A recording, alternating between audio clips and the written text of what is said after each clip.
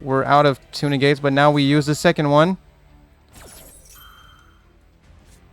They had the cross out, but we can cross out the cross out, guys. We're going to cross out the cross out, guys. We're going to cross out the cross out. We're going to cross out. We did it again. We're crossing out the cross out. Let's go, dude. This cross out for cross out is going to get me the W. Yes, I have 3 cross out in the deck, and I have 2 of them set. Yep. Yep. Yeah. We are officially level max goat level, okay?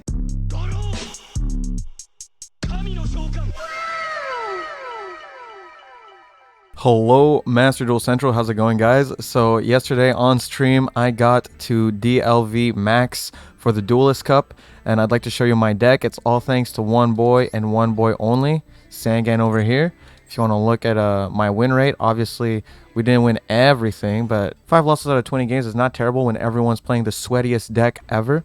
And this deck here is it's not that sweaty, you know. I mean, the card choices might be a little sweaty here. You're looking at this like, damn, okay, this really is like, this guy is going real serious with it. And yeah, I am. We're playing a ton of hand traps, a ton of like just good going second cards, because in this event, you know, if you're stuck going second, you need to be able to play. That's kind of the biggest issue with a lot of decks like dinos and stuff like that, is like when you build just for going second, you're gonna have trouble, because if you don't draw your hand traps, you're not looking too good. And if you build just for going first, you're gonna have trouble too. So you need a deck like this that can kind of do both. I think obviously the Sangan Adventure DPE whatever deck is it's one of the best decks in the game right now, right up there with like the Prank Kids and the Adventure Tenyi and stuff like that. So yeah, this guy right here, he carried me all the way to victory. My last game, I got to summon Sangan, and that basically gave me the W. If you guys wanted a deck list real quick, well, we got 3 Valor, 1 Synchron, 2 Maxi, 2 Olion. By the way, Olion is a 1-card DPE. Fun fact. 3 Sangan, 3 Ash Blossom and Joyous Spring. We got the Arborea, 2 Water Enchantress, 1 Celestial, 1 Corridor, 1 Lancia, 1 Dasher, 1 Griffin Rider, 1 Nibiru. We got the Harpy's Feather Duster, a bunch of 1-0s like Foolish Burial, 2 Fusion Destiny, 1 Lightning Storm, 2 Rite of Air Messier, Draco Back the Rideable Dragon, Fateful Adventure, Called by the Grave at 2, Crossout Designator at 3, Forbidden Droplet at 2, and the 1 of Infinite Impermanence, especially useful for crossing out. We've got Thunder Dragon Colossus, Destiny Hero Destroyer Phoenix PP.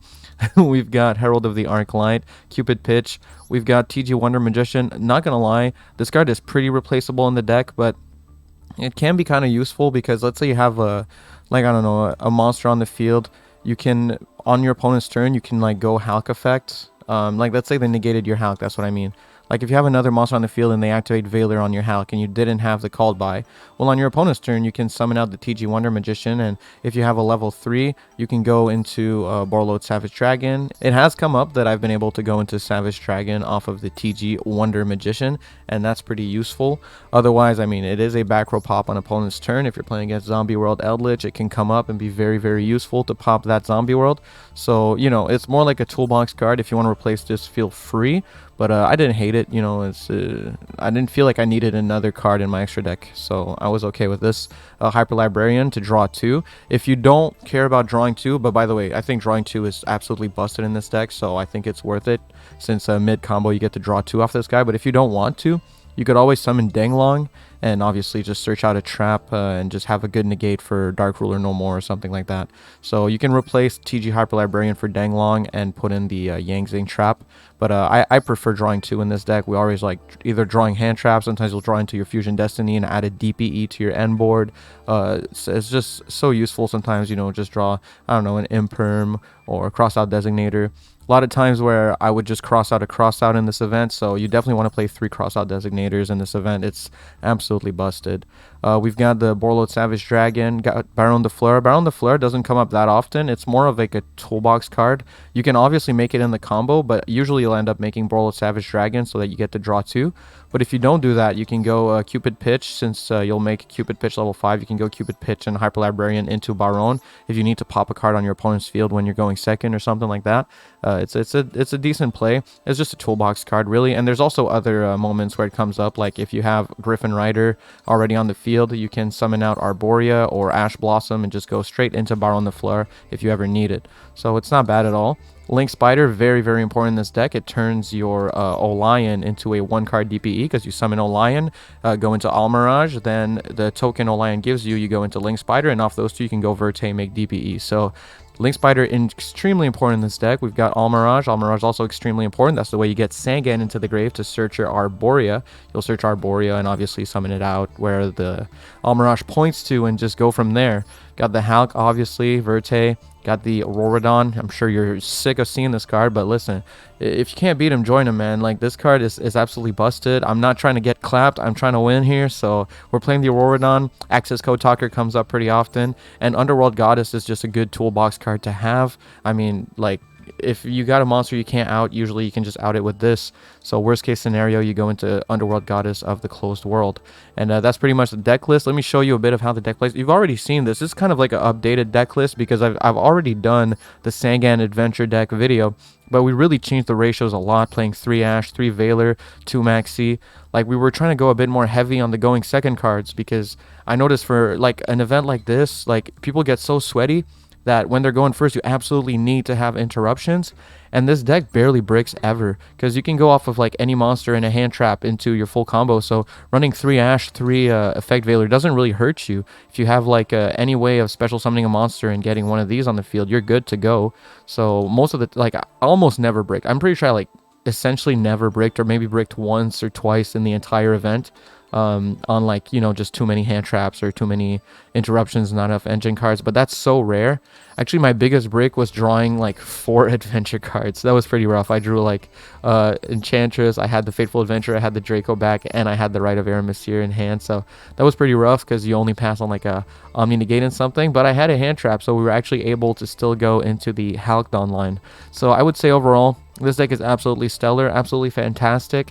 It just runs a bunch of staple cards you probably already have, and it's just a ton of fun. And plus, the fact that normal summoning Sangan makes people scoop in 2022 is just the best. I love that. I normal summon Sangan, tribute for Almirage, activate Sangan effect, and my opponent's just like, okay, no, I'm good, I'm good. I remember this from GOAT format. I don't need to deal with this bullshit.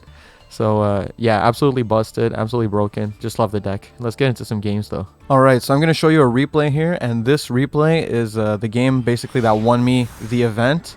I don't remember exactly what I was playing against, but I do remember. The reason I'm not showing you the original on stream is because my stream was, like, going crazy during this time, so I was kind of, like, scrambling to try to fix my stream at the same time that I was playing. But, yeah, so we started, obviously, with the Water Enchantress, activate the Rite of Aramasir. We're just going to set up an Omni Negate before we go into our Sangan line. So summon Sangan, search out the equip, and you don't want to equip it. You want to discard it after you search the Griffin.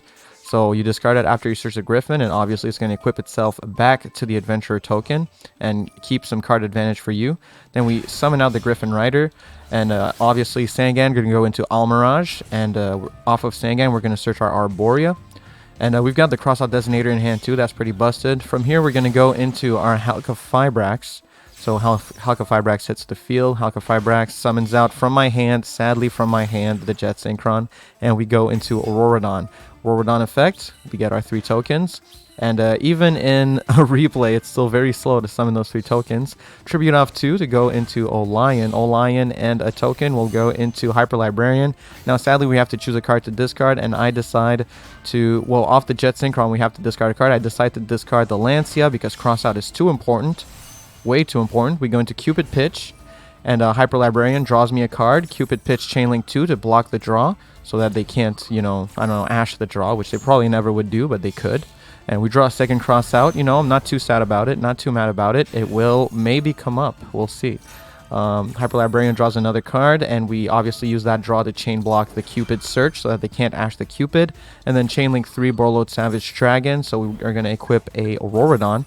Hyper Librarian draws us an Ash Blossom, and that's the beauty of drawing 2 in this deck. Search out the Corridor. Corridor effect, we're going to shuffle back our Enchantress and go right into Colossus. So that's basically our board, you know, and we've got 2 crossout designators set. So pretty damn busted board, to be honest with you. Our opponent's going to start with Madolche Ticket, which is just sad, you know. The fact that our last game was against Madolche of all things, it feels bad. But honestly, respects to this guy for getting so high ranked with Madolche. Whoever play something is, and yeah, we get Kaiju'd here, which is pretty rough. And we do have the Ash, however, to get the second negate out. This deck is pretty, like, it's pretty much like a glass cannon. They will cross out our Ash, and this is the hypest moment of all. We could just cross out the cross out, baby.